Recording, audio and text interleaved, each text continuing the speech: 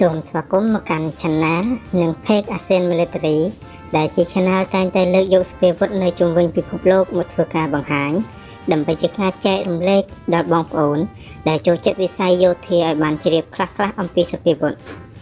អញ្ចឹងកុំឲ្យខាតពេលយូរតោះយើងមកស្គាល់អំពីយន្តហោះគ្មានមនុស្សបើក BZK-005 ដែលផលិតឡើងដោយប្រទេសចិនទាំងអស់គ្នា BZK-005 UAV ឬដែលយើងស្គាល់ថាជាយន្តហោះគ្មានមនុស្សបើកតួនាទីចម្បងរបស់វាគឺជាយន្តហោះឆ្លូបយកការធន់មធ្យមនិងវាយប្រហារវាមានសមត្ថភាពហោះក្នុងរយៈកម្ពស់មធ្យមនិងរយៈចម្ងាយឆ្ងាយសម្រាប់ល្បាតនៅក្នុងលំហដែនសមុទ្រនិងលំហដែនអាកាសវាត្រូវបានរចនាឡើងដោយក្រុមហ៊ុន Harbin Aircraft Industry Group របស់ប្រទេសចិនយន្តហោះគ្មានមនុស្សបើកនេះវាត្រូវបានប្រើប្រាស់ដោយកងទ័ពជើងទឹកនិងកងទ័ពជើងគោករំដោះប្រជាជនចិនហើយចំពោះប្រទេសឥណ្ឌូនេស៊ីក៏មានប្រើប្រាស់ចំនួន3គ្រឿងផងដែរសម្រាប់ប្រតិបត្តិការហោះល្បាតក្នុងដែនសមុទ្រ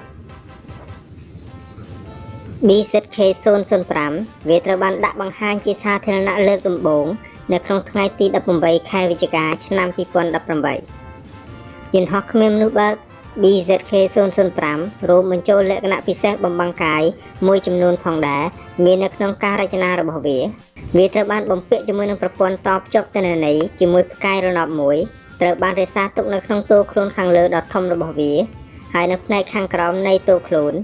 វាមានបំពាក់ជាមួយនឹងប្រព័ន្ធឧបករណ៍ចាប់សញ្ញាអុបទិកអេឡិចត្រូលិកដែលជាឧបករណ៍សំខាន់របស់វាផងដែរយន្តហោះគ្មានមនុស្សបើកនេះវាមានប្រវែង9ម៉ែត្រទទឹងស្លាបទាំងសងខាង19ម៉ែត្រនិងមានសមត្ថភាពផ្ទុកគ្រាប់បែកនិងមីស៊ីលវាយប្រហារលើដីជាង300គីឡូក្រាមហើយនឹងទម្ងន់សរុបពេលផ្ទុកសភាវុធរួច1250គីឡូក្រាមវាអាចហោះនៅក្នុងល្បឿនចន្លោះពី150ទៅ180គីឡូម៉ែត្រក្នុង1ម៉ោងហើយហោះនៅក្នុងរយៈកម្ពស់8គីឡូម៉ែត្រហោះនៅក្នុងលំហបានរយៈពេល40ម៉ោង